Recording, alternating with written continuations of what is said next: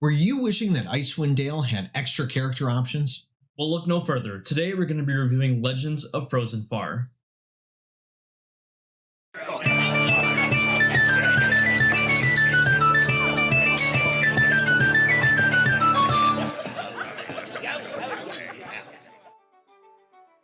Welcome to the Homebrew crew. I'm Tony, this is Sean, and we are reviewing Legends of Frozenfar today. Yeah, and this is a really cool supplement because it's actually by several different authors, including Terran Pounds and Indestructoboy. Quick shout out to you. But it's a really cool supplement because you're going to get a bunch of subclasses for almost pretty much every class in the game. You're going to get a new runic mechanic, there's items, equipment, there's survival mechanics. So this is actually really chock full of awesome Icewind Dale stuff. But you can even kind of take this and run your own adventure. It's a lot of really good stuff. You know what's kind of cool about it is every single thing in here maintains its theme throughout the entire in the entirety of it, from the runes to the races to all the items and stuff in here. It's really, really cool. And I think that we should definitely just get right into it. What do you guys think? Yeah, exactly. And speaking of subclasses, the first one we're going to be looking at is the Barbarian. Here we are, back here in the corner again, Sean. Hello. Okay, so this is the Barbarian Primal Path. This is the Path of the Thunder Beast. Now I love this one. It's so cool. If you've ever been wanting to be a mounted Barbarian, if you wanted to take that Cavalier but also be really mad as your bonus action, this is basically going to do it. Basically, the idea behind this Barbarian is that there's a tribe of Barbarians that kind of live really high up in the forests, and these people have this close connection with these things called Thunder Beasts, and you'll see down below these Thunder Beasts are these very intimidating looking rhino. It's like a woolly rhino. Yeah, the way I see it. It's a woolly rhino. But it is really cool. It's an idea that I've never actually seen before, a mounted barbarian. And I think it's a really awesomely themed thing. So starting off with it though, you get your Thunder Beasts at 3rd level. Yeah, this is basically going to be the bread and butter of the subclass. So it's kind of cool that you actually get a free creature for kind of getting into the subclass. But essentially you get this very large monstrous creature, and it kind of follows the same rules that we've seen in the newer kind of familiar way of sharing initiative. It can take certain things on your turn and things like that. It's kind of like the way the artificer does their pet as well. Yeah, basically. And I personally implement that rule with all of my rangers and anyone who has a pet at my table anyway. But yeah, no, it shares your initiative with it. It has its own stats. It's got its own block that kind of scales up with you as you level. Yeah, it's kind of a cool thing with that. But it's got some really interesting little features that come with that too. Yeah, and you'll actually see as you progress through the leveling of this Barbarian, you're going to get some really very interesting features. One thing to note is that you actually have advantage on saving throws to make sure that you don't fall off the creature. And again, it's kind of similar to what we've seen with other creatures, where in case it dies in an unfortunate reason, you can take that process, that 8-hour ritual with some gold to actually bring it back. Yeah. Now, it also gets some nifty stuff here at 3rd level, because you don't just get your beast, and we're going to see the beast now. Look at that thing.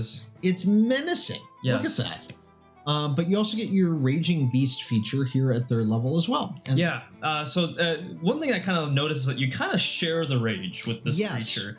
So when you're raging, it actually also has advantage on those strength checks and saving throws. And it's important to note, you'll also get a feature depending on whether or not you're mounted or if you're not. So if you are mounted, you actually get resistance to cold damage, and then the beast kind of gets your similar, resistance to piercing, bludgeoning, slashing damage. Right, and then if you're not mounted on the thing as well, the first time you or your Thunder Beast attacks on that particular turn, you might get 2 attacks or whatever, but that first attack from you or your Thunder Beast is going to get an extra 1d6 thunder damage. I do like this because you don't feel like you're necessarily glued to your mount. Even if you're not on it, you can still do some stuff. That's true. Not to mention, look at that thing. It's kind of hard to leave it anyways. It's menacing on its own. Yeah. At 6th level, though, you also get Thundering Charge, which basically gives you the charge ability, like the Centaur has. Again, a feature that we've seen before, you do that 20 feet of movement, you can basically try to knock something prone, but it's cool because you also, even if you're not a Centaur, actually get the feature as well. So. Yeah, you get it and your beast gets it. Yeah, and because your beast goes after you and shares your initiative with that, you can knock it down and then have that beast go in and do the attack. As with a lot of familiars, there's a lot of opportunity for combos and playing off each other, so that's kind of a really neat feature. And then we get Reckless Beast at level 10. Again, kind of sharing those Barbarian features with your beast, so whenever you actually use a Reckless attack, you can use a bonus action on the same turn to have the Thunder Beast make an attack with advantage, but it does have that caveat of also being, anything that tries to hit it will have advantage on it until the beginning of your next turn. But you can also forego that attack and get some temporary hit points too. Yeah, really cool thing. Typically we associate, reckless attack with a very offensive thing, but to kind of add that defensive temporary hit point option is kind of neat. It is true. Now, you also get, and the last thing you get here is Rider's Rage. Now, this is kind of a shared rage between you and the beast. Yeah, basically. So now the beast can get that raging bonus whenever you're raging. And it does a couple other things here. So basically, you and the Thunder Beast have resistance against all damage against a creature that you actually can both hit on the same turn. Right. So you got this giant that's there. You have it go in with that thundering charge, and you come in, you attack. You've both hit it. You've both done the damage and everything else like that. And then you've got that additional resistance. Stuff. Yeah, which is actually really, really cool. Also, it adds a couple things here in case the Thunder Beast dies. You're obviously very angry that it happens, so you get one of your expended rages back. And while you're raging, if it is dead, you still deal an additional 1d6 thunder damage on a hit. Which just kind of gives you a little bit more to play with it. Yeah. The Thunder Beast definitely gets its own stats. You guys can check it out there as well.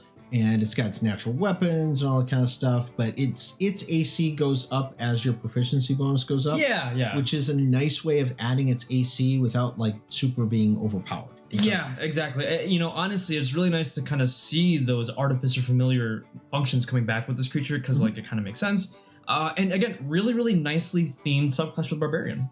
I definitely want to play this one. Yeah. The next one we're going to look at, though, is the Druid circle of this one. And this is going to get a little confusing because there is a new mechanic that we're going to try to explain. We'll get to some of the runes and what it does later with it. But this is the Circle of Ordaining.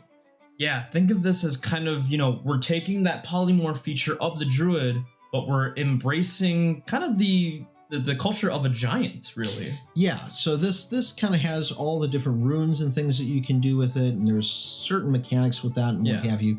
You start off by getting Blessings of the Allfather, which basically makes you a little bit bigger, gives you a Shillelagh cantrip there.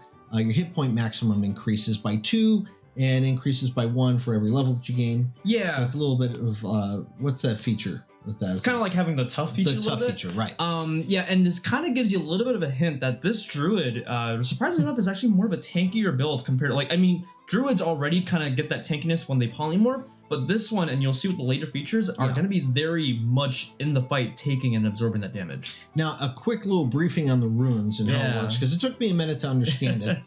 But essentially, you get a bunch of known runes. So think of it like a sorcerer knows a certain number of spells, right? And you have your inscribed runes, and then you have how many of them are awakened at the same time. So it kind of limits you to it and what you can do with these runes, but it's an added little feature on top of your spell slots, and it's a really awesome thing when you see how these things work. We'll get into that a little bit later, but let's get into the features. Yeah, so as you progress through the Druid here at 6th level, you get the Sage of Astoria. So now attacks with the weapon affected by your Shillelagh now deal an additional 1d8 on a hit, and you always have access to Enlarge or Reduce prepared. It doesn't count against the number of spells that you have prepared for the day. This Druid likes to hit with a big stick. Yeah, it is like, just going down a wacky. Really interesting to have a kind of like a focus around that single cantrip, but you'll kind of see as we go further in, especially with the next feature, Jotunbrud, you can use your action and 2 uses of your wild shape take on a Jotun form for 1 hour. So basically you're becoming this huge giant. Right, and this giant gets some really awesome things. I mean, you add your proficiency to strength, constitution, intelligence, wisdom saving throws, which is a lot of stuff with it. You get athletics in there as well, and you get a damage immunity that you pick from a list. Yeah, not to mention your Shillelagh basically becomes this huge club as it now deals a very juicy 3d8 plus your wisdom modifier. Yeah. Which is really, really cool. It's kind of neat, though, to forego the idea of shaping into an animal and just shaping into this huge, giant. Yeah, and I do like that it does require 2 uses of your wild shape because it is a bit of a juicier form, especially with all the hit points you're going to be getting. But at the same time, you kind of have to give it you become a lot slower with that dex minus. So they do a really good job of balancing this one out. Not to mention it lasts for an hour. Yeah, that's to be a giant for an hour is kind of cool. I don't know. It kind of might be interesting trying to sneak into some small areas like that, though. Yeah. Might not be as stealthy. You are huge, so it's it's a little bigger. Yeah. So there's that. And then at 14th level, you get one more ability as well. Yeah, and of course you're going to make me say this one. Of course I am. This is Skilled Kriga. It's a 14th level ability. Not bad. Yeah, thank Not you. bad. I'm practicing my Scandinavian. So you can invoke each of your runes twice rather than once per long rest. And additionally, you can use your action to invoke 2 runes instead of the usual 1. Now, you're probably thinking, what the heck really does that mean? But don't worry. We're going to show you the runes right now and show you how that works. So, and it's really interesting because, at least in my experience, I've seen people try to do like a rune-like thing, like, I stick it on my weapon or things like that.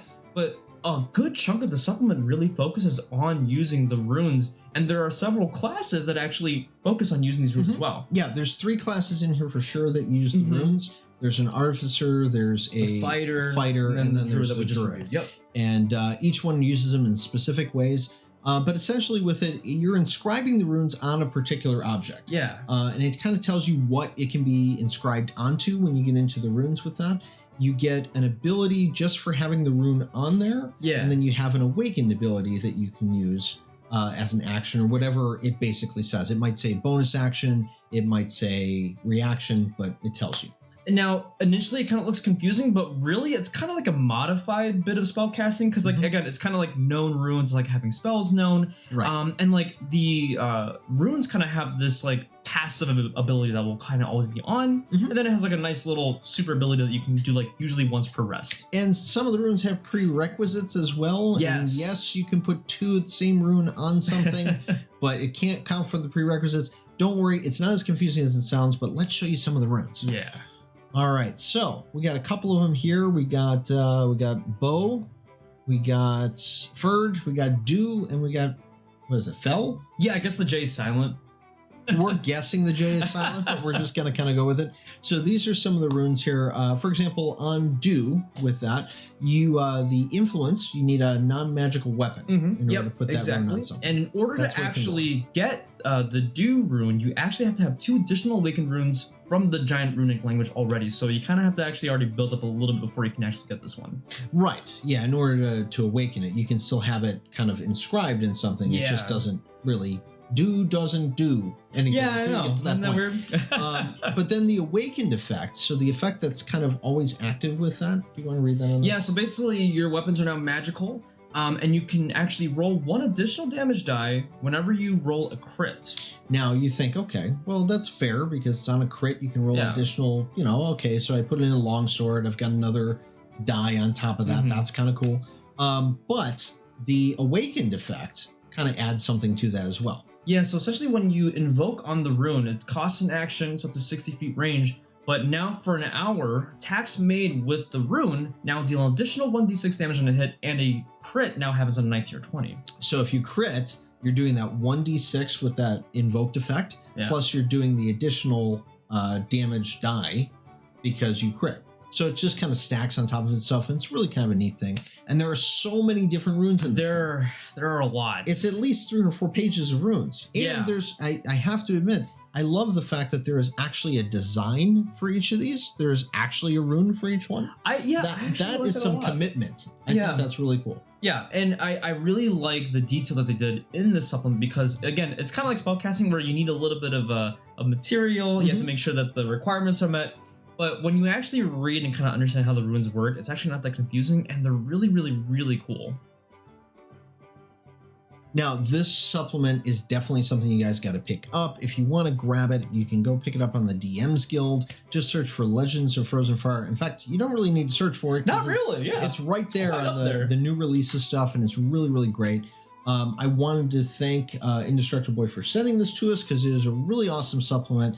It was funny because we were reading through it and Sean was like, oh, I kind of want to play one of that in this next coming week. Honestly, when you're reading through this supplement, it is intended to be used along with Icewind Dale, but with all the subclasses, with all the different features, and with some of the, even the later stuff like the survival mechanics and the new equipment, you can honestly take this and run a completely new adventure. So highly recommend checking this out. Totally. You can do a lot with this supplement. Again, we'll have the link down below. That's right. And remember, the best campaigns are always the ones that are homebrewed. So until next time, keep brewing.